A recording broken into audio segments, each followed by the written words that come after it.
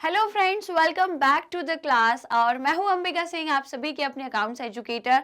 आप सभी class 11th account students का बहुत बहुत स्वागत करती हूं आपके अपने फेवरेट चैनल मैग्नेट ब्रेन्स पर, जो आप सभी स्टूडेंट्स को प्रोवाइड कराता है 100% free as well as high quality education.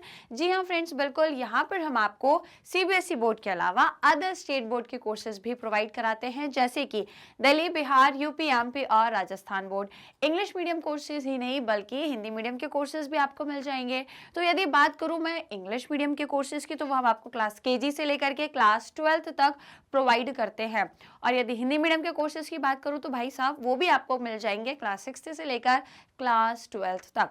Apart from that हम आपको ई बुक्स और ई नोट्स भी प्रोवाइड करते हैं, जिससे आप अपनी लर्निंग को इम्प्रूव कर सकते हो और भी इंटरेस्टिंग बना सकते हो, खुद घर बैठे बैठे उससे सेल्फ स्टडी कर सकते हो।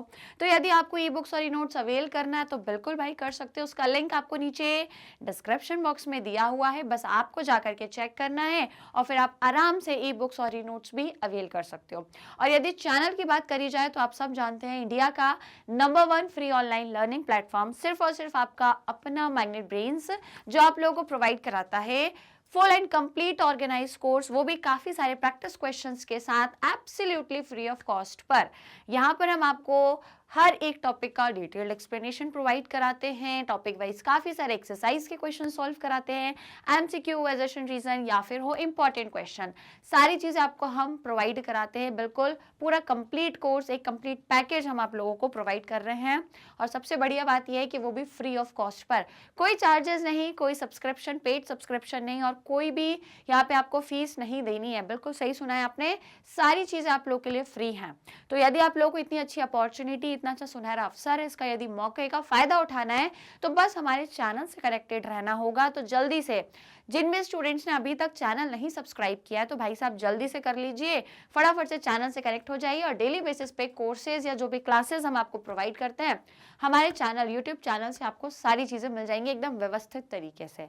राइट, तो जल्दी से चैनल को कर लीजिए सब्सक्राइब। और आज के इस पर्टिकुलर सेशन को जितने भी स्टूडेंट्स आ चुके हैं, जिन्होंने क्लास को ज्वाइन कर लिया है, फटाफट से क्या करेंगे, लाइक शेयर करेंगे।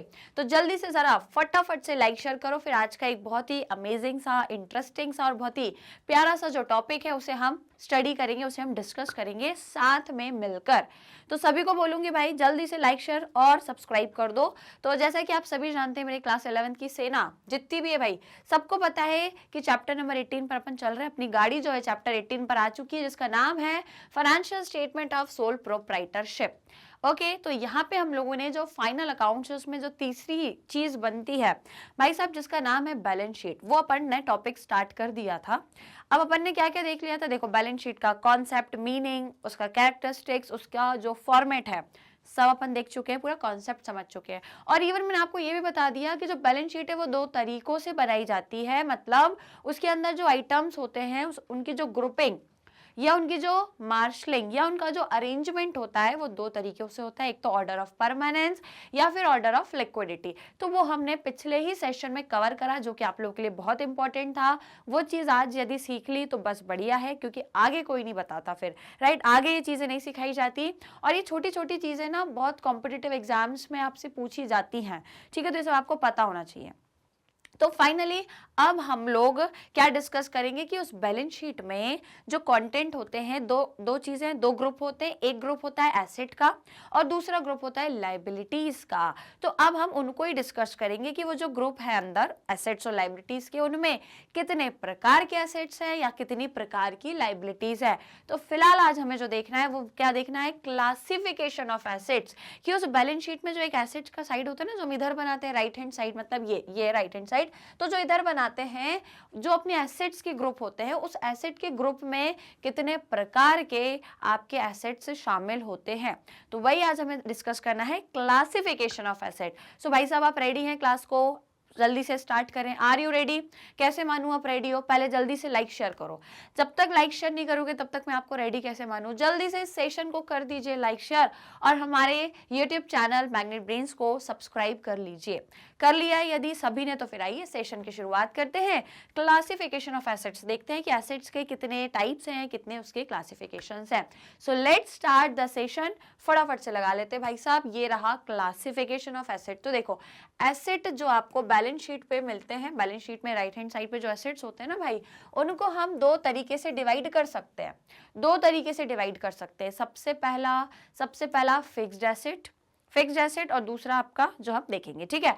तो भाई साहब फिक्स्ड एसेट क्या होते हैं, नाम से ही अंदाजा लगा लो यार, नाम से देखो कोई चीज फिक्स है, कोई चीज फिक्स्ड है मतलब कहीं ना कहीं वो इधर उधर होने नहीं वाली, वो फिक्स है, परमानेंट एक तरीके से है। कोई चीज फिक्स हो जाती है तो अपन बोलते हैं ना भाई वो तो परमानेंट है, वो तो वही है, फिक्स हो चुकी है वो, राइट। तो यही है एसेट, एक ऐसा जो एक तरीके से परमानेंट हो गया या थोड़ा ज्यादा टाइम के लिए वो आपके बिजनेस में है, फिक्स हो चुका है। जैसे कि क्या लिखा है देखो, fixed asset are those assets that are purchase for long term use. Long term मतलब भाई साहब वो कम से कम 10 से 20 साल या 30 साल तो वो आपके बिजनेस में रहेगा ही रहेगा। उस पर्टिकुलर एसेट को हम बोलते हैं फिक्स्ड एसेट, ठीक है। अब अगेन ऐसा कोई हार्ड एंड फास्ट रूल नहीं है कि मैम वो एसेट 10 साल ही रहेगा, 20 ही रहेगा, 30। वो डिपेंड करता है वो बिजनेस कितना है, मतलब कितने साल चल रहा है, उसका वो एसेट कितने साल चल रहा है। तो ऐसा कोई एक हार्ड एंड फास्ट रूल नहीं है कि मैम कितने साल होगा तो हम उसको फिक्स्ड बोलेंगे, ऐसा कुछ नहीं है। पर एक फिर भी यदि देखें तो भाई ऐसा एसेट जो लॉन्ग टर्म का है, ठीक है, लंबे टाइम तक चल रहा है, 10 साल भी चल रहा है, उससे ज्यादा। अब जैसे कि जो बिल्डिंग होती है आपने देखे होंगे, जो कंपनीज होती है उनके जो ऑफिसेज होते हैं, ऑफिस की जो बिल्डिंग होती है भाई, बिजनेस चलते हैं 50-50 साल, उनकी बिल्डिंग में उनका ऑफिस रहता है भाई 20-20 साल तक वो उसी बिल्डिंग में उनका ऑफिस रहता है। तो ये क्या है, वो फिक्स्ड एसेट है कि भाई वो बिल्डिंग है उनकी 20 साल वो उसी ऑफिस में है, उसी बिल्डिंग में उनका ऑफिस है, so that is a fixed asset. तो भाई साहब एक ऐसा एसेट जो बिजनेस खरीदता है, अब वो उस कंपनी ने अपने ऑफिस को बनाने के लिए वो बिल्डिंग खरीदी है या बनवाई है, मतलब उतना एरिया ले करके, उतना प्लॉट ले करके उसने वो बिल्डिंग बनवाई है। तो एक तरीके से अब बिल्डिंग हो सकती है, कोई मशीन हो सकती है, कोई फर्नीचर है। तो बिजनेस से ये एसेट खरीदे हैं एक लॉन्ग टर्म के लिए, 5, 10, 20, 25, कोई भी, अब ऐसा कोई अगेन कोई फिक्स टाइम ड्यूरेशन नहीं है। एक अंदाजा हम यदि देखें तो लंबे टाइम के लिए लिया है। That is are not purchase for resale. Again इसको हमने दोबारा बेचने के लिए नहीं लिया। जैसे कि यदि बोलूं बिजनेस ने कोई बिल्डिंग खरीदी है तो क्या वो दोबारा इधर उधर बेच देगा, फिर खरीद के फिर बेच देगा? तो भाई साहब बिजनेस का कोई ये काम नहीं है कि वो रोज बिल्डिंग खरीद के रोज बेचे। तो यदि कोई बिजनेस ऐसा एसेट खरीद रहा है जो लंबे टाइम के लिए चलेगा और अगेन वो उसको कहीं और दोबारा नहीं बेचेगा, बेचेगा कब, जब वो उसको चेंज करना चाहेगा तो उसको रिप्लेस करेगा, और अगेन रिप्लेस भी होगा तो वो एक लंबे टाइम के यूटिलाइजेशन के बाद रिप्लेस होगा। कि आपने माना कि आपने एक मशीन खरीदी, आपने उसको 20 साल चलाई, अब भैया वो खराब हो जाती है भाई, 20 साल तक यूज करोगे तो भैया खटारा हो जाएगी। तो जब वो बिल्कुल खटारा हो गई, बिल्कुल बेकार हो गई, तब आप उसको रीसेल करोगे, ठीक है, तब रीसेल कर रहे हो, that is a different thing, क्योंकि आप उसको दूसरी खरीदोगे ना, तब रिप्लेस कर रहे हो। पर ऐसा नहीं आज खरीदी कल बेच दी, फिर दूसरी ले आए फिर बेच दी, फिर तीसरी ले आए फिर बेच दी। तो इस पर्पस के लिए हम फिक्स्ड एसेट नहीं खरीदते। Fixed asset long term use के लिए लेते हैं और बार बार उसको खरीदना बेचना ये नहीं करते, ठीक है। दे मे बी टैंजिबल और इनटैंजिबल। अब भाई साहब वो आपके जो फिक्स्ड एसेट है ना, वो टैंजिबल भी हो सकते हैं और इनटैंजिबल भी हो सकते हैं। टैंजिबल मतलब जैसे कि जिसको हम देख सकते हैं, जिसको हम छू सकते हैं, जिसका एक फिजिकल एग्जिस्टेंस है। जैसे कि बिल्डिंग, भाई मुझे दिख रही है वो एक बिल्डिंग खड़ी है, मैं उसको जाके टच भी कर सकती हूँ। मैंने बोला एक मशीन रखी है, वो मशीन को देख सकती हूँ, टच कर सकती हूँ, तो जिसका एक फिजिकल एग्जिस्टेंस है, that is the tangible asset. तो भाई टेंजिबल फिक्स्ड एसेट, जो फिक्स्ड एसेट की सबसे पहली कैटेगरी उसके अंदर है क्या, tangible fixed asset are those fixed assets which have physical existence, है ना, asset that can be seen, asset जैसे ऐसे assets जिनको मैं देख सकती हूँ, जिनको मैं टच कर सकती हूँ। जैसे कि मान लो लैंड मतलब भाई एक जमीन है, आपके पास एक जमीन है, वो जमीन मुझे दिख रही है, जाके मैं उसको छू सकती हूँ। सेम बिल्डिंग, मशीनरी, फर्नीचर या कंप्यूटर्स, ये सब आपके फिक्स्ड टेंजिबल एसेट है। अगेन ये सारी चीजें बिजनेस में लंबे टाइम के लिए आती हैं, बिजनेस इनको यूज करके अपनी बिजनेस की एक्टिविटी करता है और प्रॉफिट कमाता है ना। और ये बार बार खरीद के बेचने वाली चीज नहीं है, कोई बार बार नहीं खरीदता, एक बार खरीदोगे लंबे टाइम चलाओगे, फिर जब वो खराब हो जाएगा उसके बाद रिप्लेस करोगे, तब रीसेल करोगे। ऐसे बार बार खरीद के बेचना ये काम नहीं होता इन एसेट्स का। और अगेन इनको देख सकते हैं, टच कर सकते हैं, तो ये क्या हो गए, फिक्स्ड एसेट तो है पर कौन से, टेंजिबल फिक्स्ड एसेट। क्लियर, समझ आया? आगे बढ़ाते हैं कहानी, आगे बढ़ाते हैं, चलो आगे बढ़ेंगे। अब आगे क्या है हमारे पास, दूसरा काइंड ऑफ फिक्स्ड एसेट। ठीक है, दूसरा अगर हम फिक्स्ड एसेट का टाइप देखें तो वो होते हैं भाई साहब आपके इंटेंजिबल। इंटेंजिबल मतलब जिसे हम देख नहीं सकते, जिसे हम छू नहीं सकते। तो क्या लिखा है, are those fixed asset which do not have physical existence, उनका कोई फिजिकल एग्जिस्टेंस नहीं है। Assets that can not be seen or touch, तो भाई ऐसे एसेट जिसको हम देख नहीं सकते, जिसको हम छू नहीं सकते। अब एग्जाम्पल हो गया इसमें क्या, ऐसे कौन से एसेट्स है जिसको आप देख नहीं सकते, छू नहीं सकते, तो हमने ये बार बार पढ़ा है, हर बार देखते हैं, जैसे कि गुडविल, पेटेंट्स, ट्रेडमार्क या फिर सॉफ्टवेयर। अब देखो एक एक करके समझाती हूँ। गुडविल क्या है, जो बिजनेस की रेपुटेशन है, जो बिजनेस ने अभी तक इतनी इज्जत कमाई है। कहीं भी देखो इतने बड़े बड़े बिजनेस है, सबकी रेपुटेशन है भाई। देखो जियो की कंपनी इतनी बड़ी है, उसकी अपनी एक रेपुटेशन है। ठीक है, और भी देख लो भाई, बड़े बड़ी टाटा की कंपनी, आप ऑटोमोबाइल्स में देख लो भाई, महिंद्रा की कंपनी, बहुत बड़ी बड़ी कंपनी, उनकी बहुत रेपुटेशन है। ठीक है, उन्होंने वो गुडविल कमाई है, इसी वजह से लोग ज्यादातर महिंद्रा की कार खरीद रहे हैं, या टाटा की कार, या मारुति सुजुकी की, या होंडा की, जिसकी भी खरीद रहे हो। क्यों खरीद रहे हो, उनकी गुडविल, उनकी रेपुटेशन की वजह से आप उनके प्रोडक्ट्स, एक तरीके से कार क्या उनके प्रोडक्ट हैं, तो आप उनको परचेज कर रहे हो। तो ये गुडविल उनके लिए एक एसेट ही है ना, क्योंकि इस रेपुटेशन की वजह से ही उनके पास कस्टमर आ रहे हैं और उनकी कार को खरीद रहे हैं। रेपुटेशन नहीं होती, इज्जत या एक गुडविल नहीं होती, उनका एक ब्रांड का नाम नहीं होता, तो कौन जा रहा था उनके पास कार खरीदने। ठीक है, तो जो टोबी मैंने अभी आपको टॉप ब्रांड्स बताई कार की, ऑटोमोबाइल्स की, तो ये इनके पास लोग क्यों जा रहे हैं, इनकी गुडविल है। ठीक है, इनकी गुडविल है, इसलिए लोग इनके पास जा रहे हैं और इनको प्रॉफिट हो रहा है।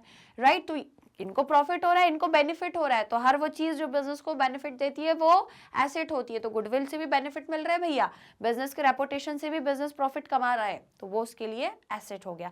लेकिन भाई साहब, किसी की रेपुटेशन, किसी की गुडविल को आप देख नहीं सकते। दिखती है क्या भाई कहीं, यदि दिखती हो तो मुझे भी बताना, मैं भी जाके तो देखूं कैसी दिखती है गुडविल, क्योंकि भाई गुडविल मैंने तो अभी तक नहीं देखी और किसी को नहीं दिखती गुडविल।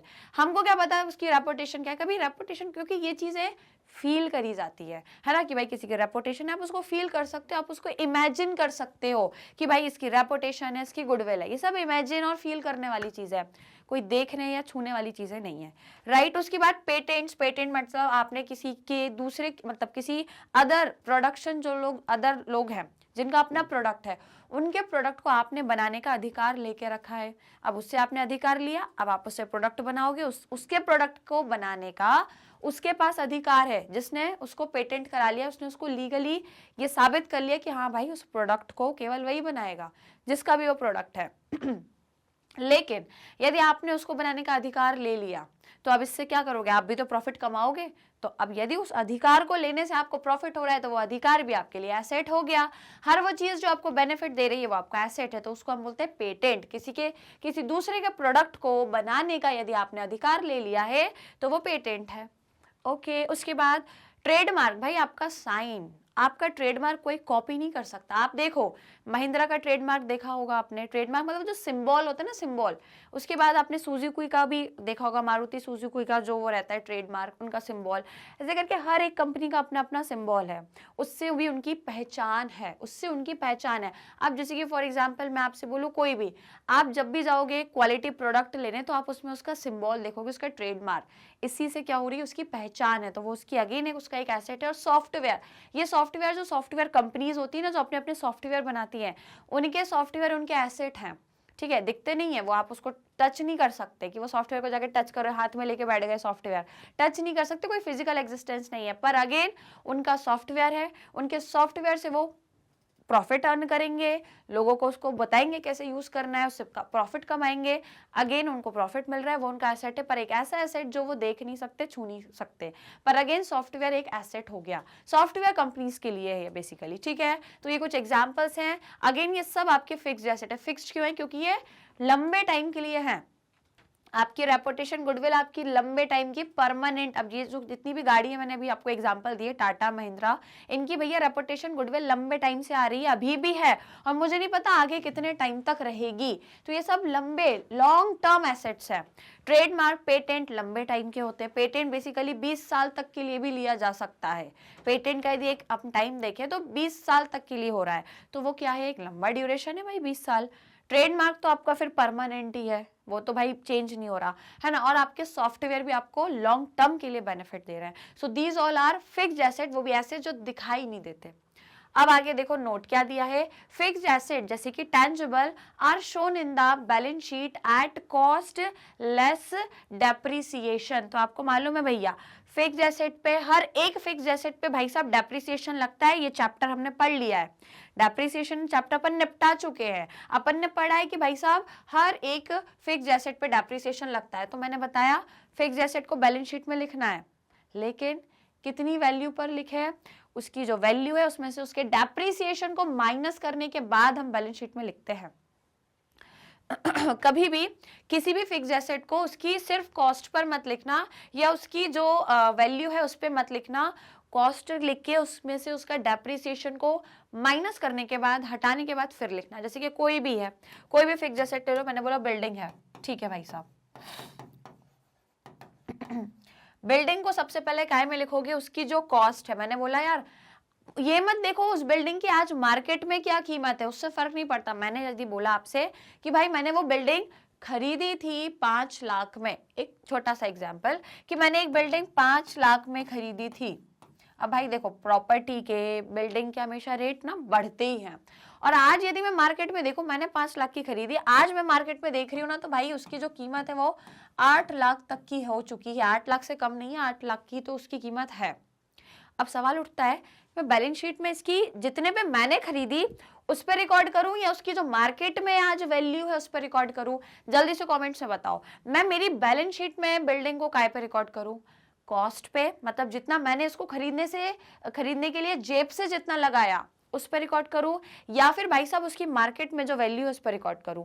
तो आपका आंसर क्या होना चाहिए कि मैम जितने पे हमने खरीदी, हमने जितना जेब से लगाया हम उतने पे करेंगे, ना कि उसकी मार्केट वैल्यू पे। उसकी मार्केट वैल्यू पे नहीं करेंगे, सिर्फ उसकी कॉस्ट पे करेंगे। लेकिन अगेन कॉस्ट पे तो करेंगे, लेकिन उसमें जो डेप्रिसिएशन लगा ना साल भर, वो जरा माइनस कर देना। अब मैंने बोला कि चलो 10% का है, तो मैंने उसमें से 50,000 उसका डेप्रिसिएशन माइनस कर दिया। अब बैलेंस शीट में फाइनल वैल्यू कितनी लिखूंगी?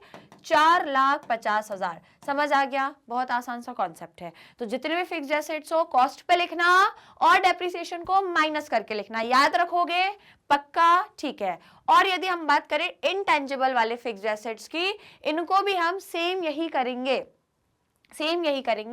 इनको भी इनकी कॉस्ट लेस अमोर्टाइजेशन पर। याद रखना इनटेंजिबल एसेट्स पे जो वैल्यू की गिरावट होती है, देखो फिक्स्ड एसेट है जो टेंजिबल वाले, उनकी वैल्यू पे गिरावट होती है तो उसे डेप्रिसिएशन कहा जाता है।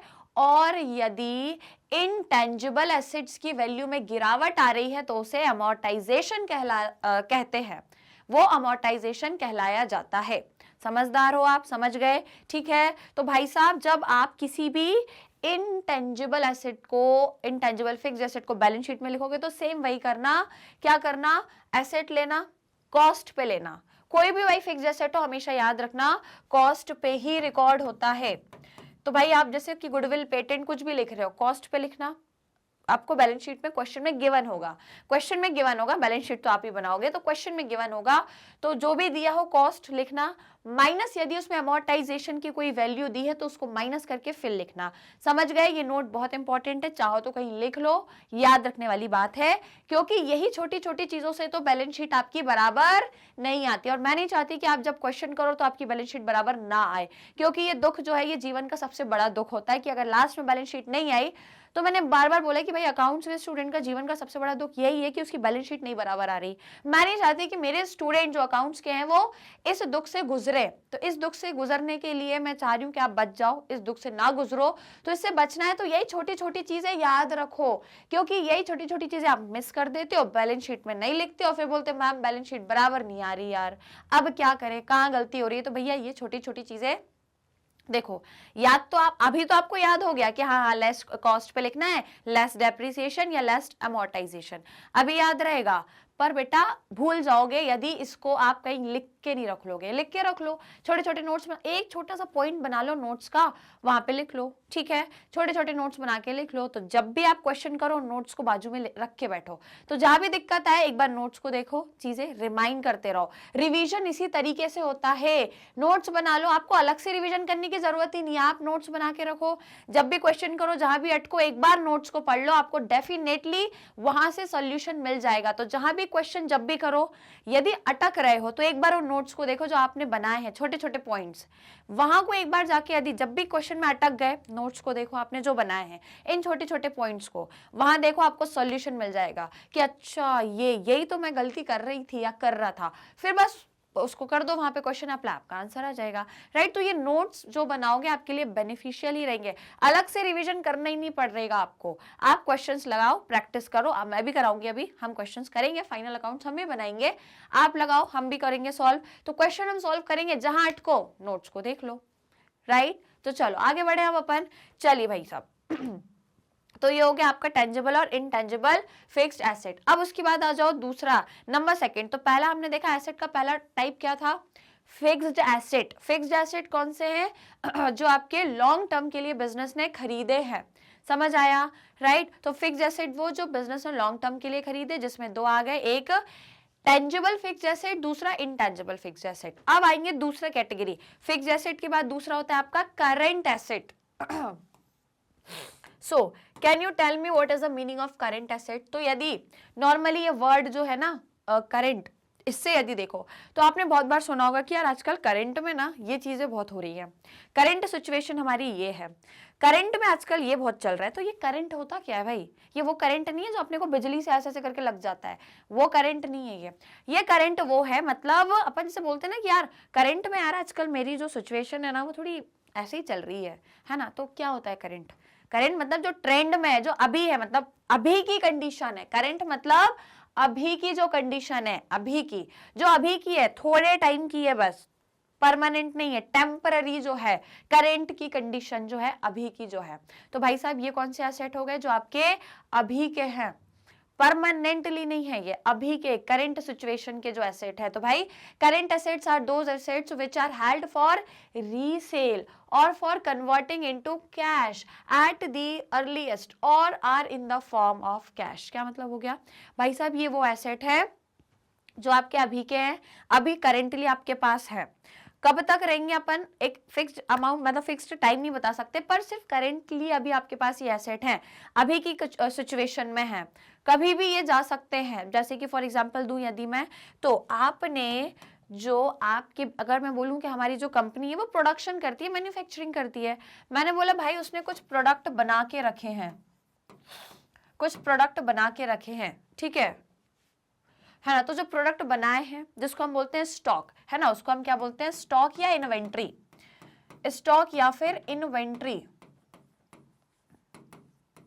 तो भाई साहब आप मुझे ये बताओ, क्या ये मैंने स्टॉक जो बनाया, जो प्रोडक्ट मैंने बनाया, क्या मैंने सालों साल अपने बिजनेस में रखने के लिए बनाया, कि मैं चाहती हूँ ये 10-20, क्योंकि ये एसेट है, ये जो स्टॉक या इन्वेंट्री है ये एसेट है। तो भाई साहब क्या ये जो एसेट है ये मैंने इसलिए बनाया कि भाई मेरे पास ये एसेट बना रहे, ये मेरे बिजनेस में लंबे टाइम तक रहे, 10-20 साल तक रहे, क्या इसलिए बनाया, मैंने इसको बेचने के लिए बनाया। मैंने क्यों बनाया इसको भाई साहब, मैंने इसको रीसेल पर्पस के लिए बनाया, बेचने के लिए मैंने यदि बनाया है, तो क्या ये मेरे पास ज्यादा टाइम तक टिकेगा, आज बना दिया 1-2 महीने बाद बिक जाएगा, तो ये क्या हो गया, ये एसेट है पर करंट में है बस, अभी कब ये बिक जाएगा कब चला जाएगा नहीं कह सकती। और दूसरी इसकी कंडीशन क्या होती है कि इन एसेट्स को हम इजीली कन्वर्ट कर सकते हैं, काय में, कैश में कन्वर्ट कर सकते हैं। समझ आया कैसे कर सकते हैं, क्योंकि मैंने बोला इनको मैं रीसेल करूंगी, तो रीसेल क्या फ्री में करूंगी, नहीं भाई साहब, रीसेल करूंगी तो मिलेगा ना मुझे, क्या बदले में कैश मिलेगा, ठीक है। तो कर लिया मैंने इसको कन्वर्ट, ये वो स्टॉक जो मेरा एक एसेट था करंट का, अभी है, कब ये स्टॉक बिक जाएंगे, 1-2 महीने बाद बिक जाएंगे, बदले में क्या मिल जाएगा भाई साहब, कैश मिल जाएगा, हो गए कन्वर्ट। सपोज मैंने आज प्रोडक्ट बनाया, मुश्किल से 1 महीने रहा, 1 महीने बाद बिक गया और मुझे पैसा मिल गया, 1 महीने में मेरा वो एसेट कन्वर्ट हो गया, मेरा जो एसेट जो कि स्टॉक था वो आराम से 1 महीने में कन्वर्ट होके कैश बन गया।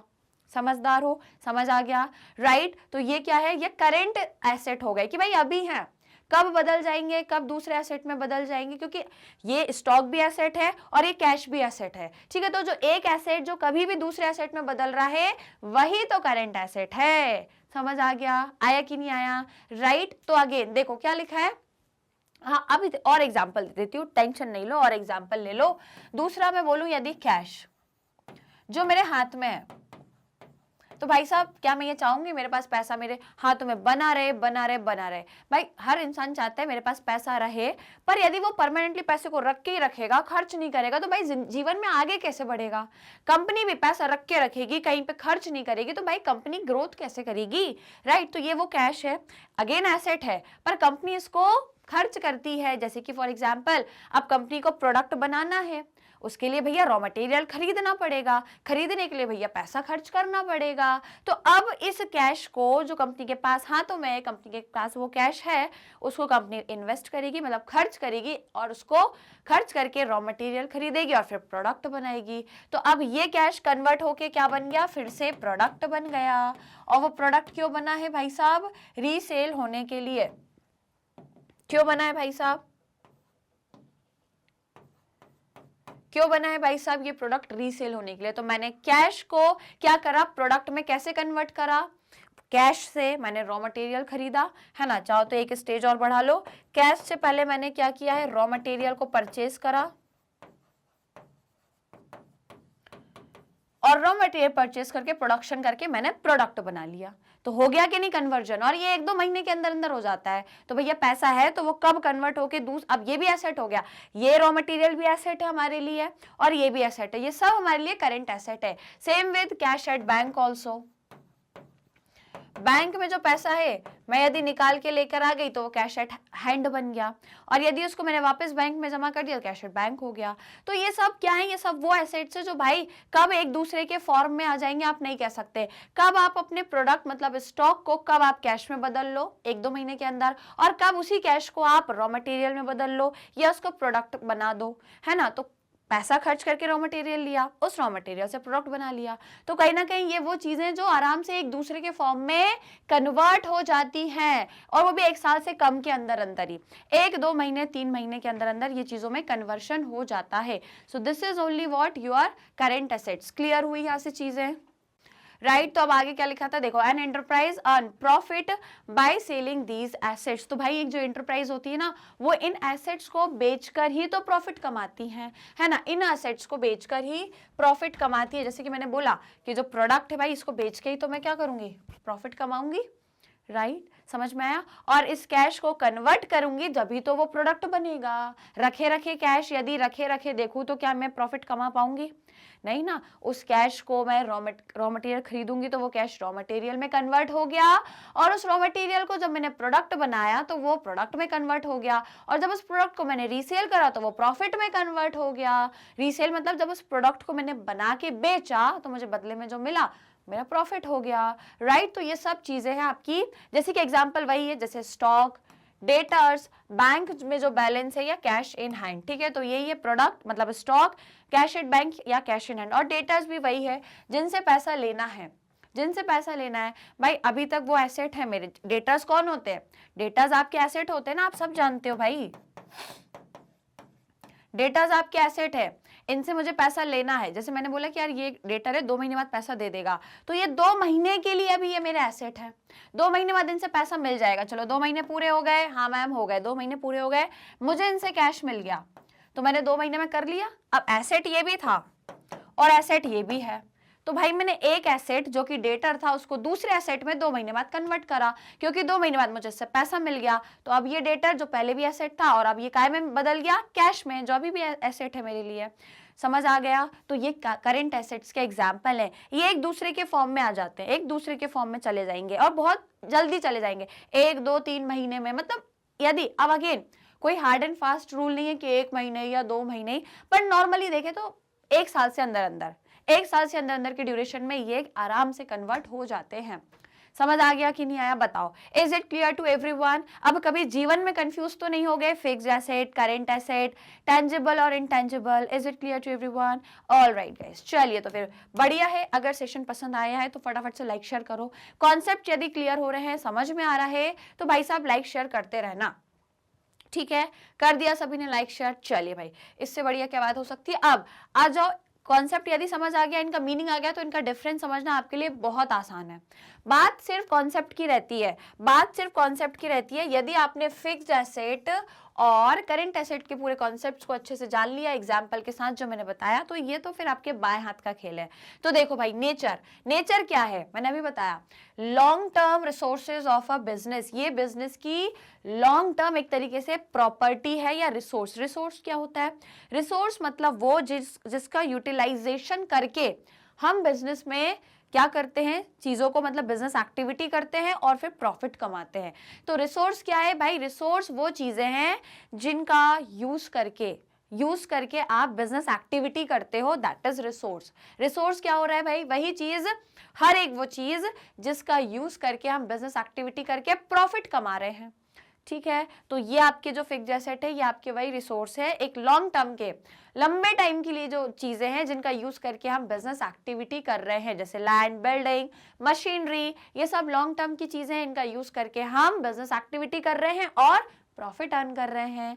समझ गए? अब उधर देखें तो these are short term resource. अब अगेन ये भी रिसोर्स हैं। क्यों रिसोर्स है भाई? जैसे मैंने एग्जांपल दिए, कैश, डेटर, बैंक या आपका स्टॉक, इन सबसे भी तो हम बिजनेस एक्टिविटी कर रहे हैं ना भाई। कैश खर्च करके मैं पार्टी तो नहीं कर रही हूँ, कैश खर्च करके मैं बिजनेस चला रही हूँ, है ना। इन्वेस्ट मतलब रॉ मटेरियल खरीद रही हूँ, प्रोडक्ट बना रही हूँ, फिर प्रोडक्ट बना करके मैं उसकी सेलिंग कर रही हूँ। तो ये सब भी रिसोर्स है जिनसे मुझे क्या हो रहा है, जिनसे मैं बिजनेस एक्टिविटी कर रही हूँ, लेकिन ये कौन सी नेचर की है?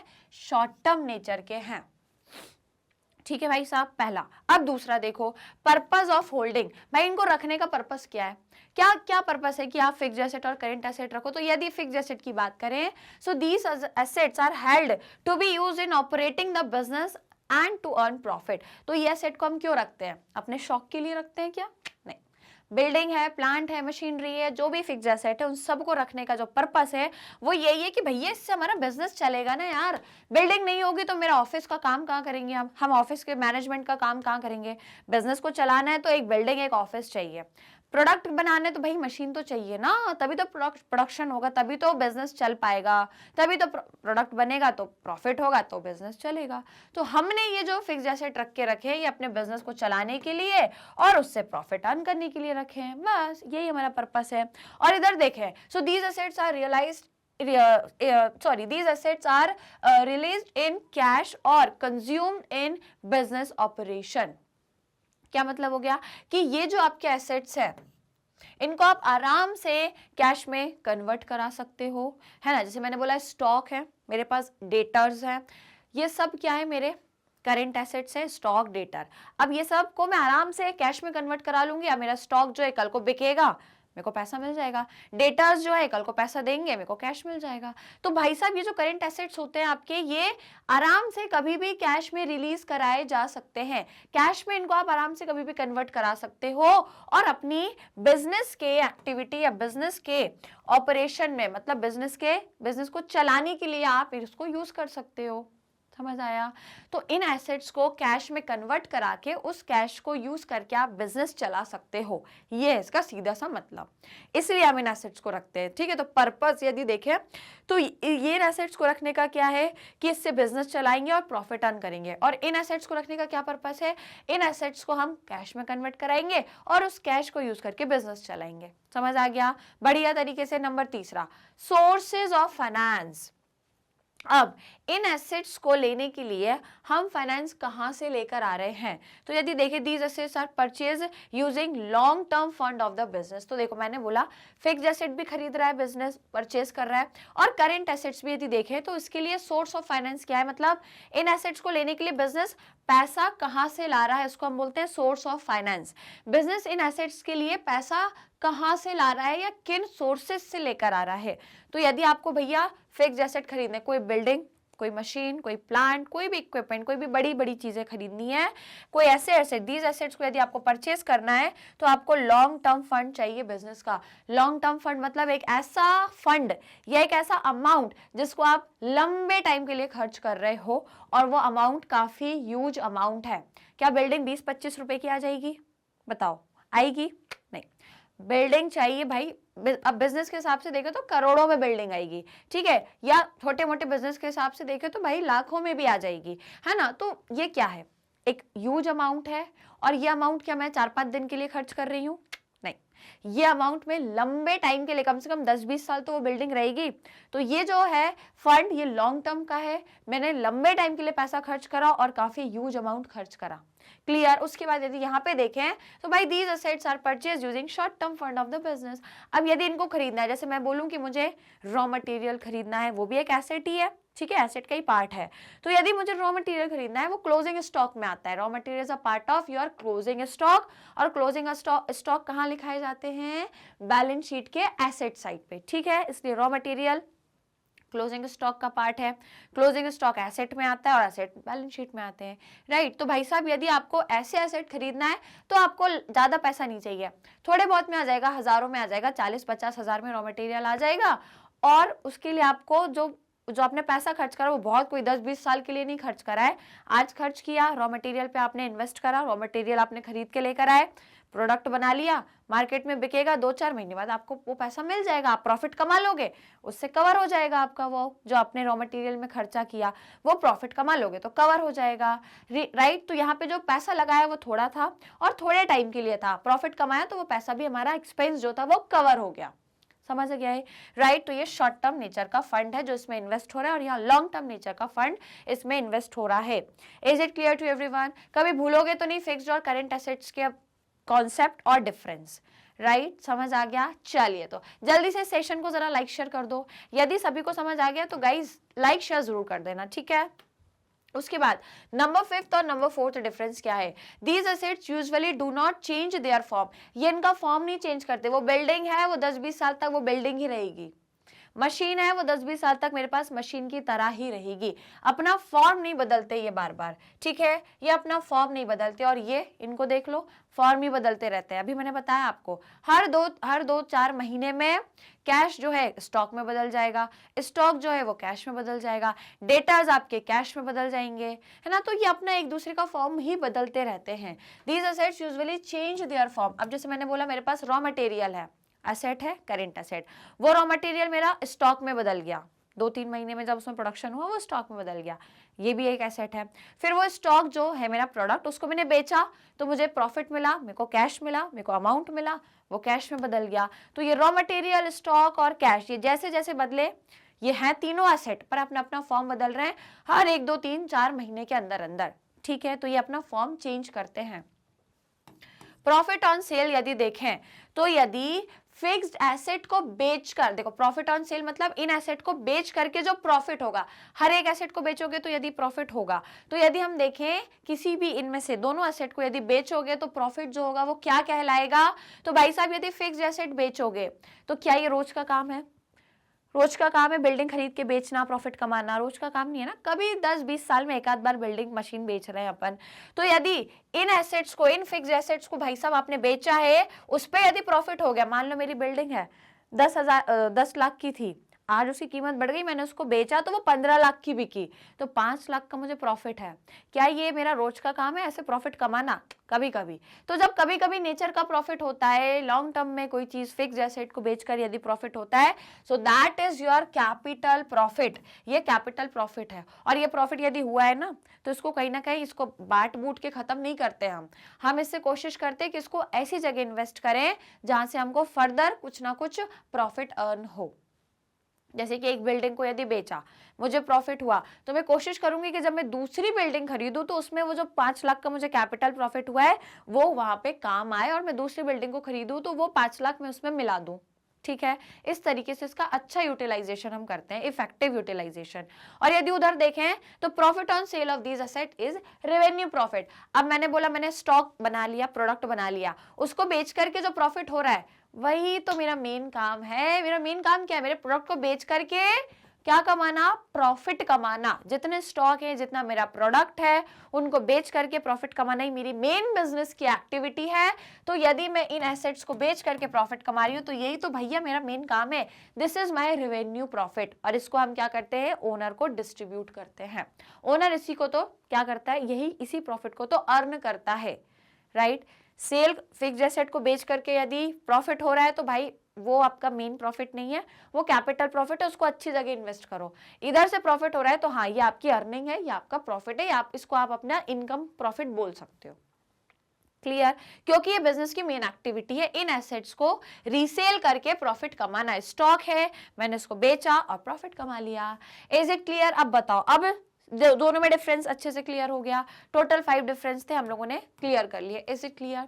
जल्दी से सेशन को लाइक शेयर कर दो फटाफट से। कॉन्सेप्ट समझ आ गए? जो भी डाउट्स थे क्लियर हो गए तो लाइक शेयर जरूर कर देना, राइट। सभी स्टूडेंट्स को बोलूंगी फटाफट से लाइक शेयर कर दें इस पर्टिकुलर सेशन को, सो दैट फिर अपन अब इस सेशन को क्या करें, वाइंड अप करें। ठीक है, तो आज हमें यही देखना था, क्लासिफिकेशन ऑफ एसेट्स। अब हम बैलेंस शीट में जब भी बनाएंगे तो इन एसेट्स को ध्यान रखना, कौन से फिक्स्ड है, कौन से करंट है। ठीक है, 2 टाइप के एसेट्स, एक फिक्स्ड एक करंट। और फिक्स्ड में देखें तो एक टैंजिबल फिक्स्ड और एक intangible fixed asset. Is it clear? तो चलिए फिर, अब अपन ने बैलेंस शीट का एक वो तो देख लिया, एक पार्ट तो देख लिया, अभी दूसरा पार्ट बाकी है। दूसरा पार्ट क्या है, बैलेंस शीट में एसेट तो देख लिया, अभी दूसरा क्या बाकी है, लायबिलिटीज बाकी है मेरे दोस्त। तो जो नेक्स्ट सेशन होगा उसमें मैं आपको लायबिलिटीज के पूरे क्लासिफिकेशन बताऊंगी कि आपके लायबिलिटीज कितने प्रकार की, कितने टाइप्स की होती हैं, राइट। तो बस मेरे साथ जुड़े रहिएगा, नेक्स्ट सेशन में हम लोग क्लासिफिकेशन ऑफ लायबिलिटीज को डिस्कस करेंगे। सेम इसी चैनल, इसी प्लेटफॉर्म मैग्नेट ब्रेन्स पर, जो आप सभी को प्रोवाइड कराता है 101% free as well as high quality education, वो भी सीबीएसई बोर्ड के अलावा अदर स्टेट बोर्ड में भी, जैसे कि दिल्ली, बिहार, यूपी, एमपी और राजस्थान बोर्ड। इसके अलावा वैदिक मैथ्स क्रैश कोर्स और स्पोकन इंग्लिश के कोर्सेज भी हम आपको प्रोवाइड कराते हैं स्टूडेंट्स। और जो हमारे कोर्सेज हैं यूट्यूब चैनल पर आपको प्लेलिस्ट मिल जाएगी, आप जाकर के जरूर चेक करना और चैनल को सब्सक्राइब कर लेना। इसके अलावा हमारा जो जितने भी कोर्सेज हैं वो आपको मोबाइल एप्लीकेशन और हमारी वेबसाइट पर भी मिल जाएंगे। ई बुक्स और ई नोट्स का लिंक नीचे डिस्क्रिप्शन बॉक्स में दिया हुआ है, आप जाकर चेक कर सकते हैं। और यदि आप अदर सोशल मीडिया प्लेटफॉर्म जैसे YouTube, Facebook, Instagram, Twitter and WhatsApp इनको यूज करते हो तो भाई बिल्कुल करो, कोई दिक्कत नहीं है, लेकिन इफेक्टिवली तरीके से करो, है ना, कुछ सीखने के मोटिव से करो। तो इसके अगर आपको सीखने का मोटिव है, लर्निंग के लिए यदि यूज कर रहे हो तो भाई साहब यहाँ पे आपको हम भी मिल जाएंगे, हमारा मैग्नेट ब्रेन्स भी इन सोशल मीडिया प्लेटफॉर्म पर है, तो आप हमें वहां पे फॉलो कर सकते हो। हमें फॉलो करके आप क्या कर सकते हो, अपनी लर्निंग को इंटरेस्टिंग और अमेजिंग बना सकते हो हमसे कनेक्ट होकर। तो फॉलो जरूर कर लीजिएगा। और आज के इस पर्टिकुलर सेशन को हर एक स्टूडेंट लाइक शेयर कर दे, चैनल को सब्सक्राइब कर दे। बाकी फिर हम लोग नेक्स्ट सेशन में तो मिल ही रहे हैं, है ना, तो बस वेट करेंगे नेक्स्ट सेशन का। मिलेंगे नेक्स्ट क्लास में। Till that take care and keep learning.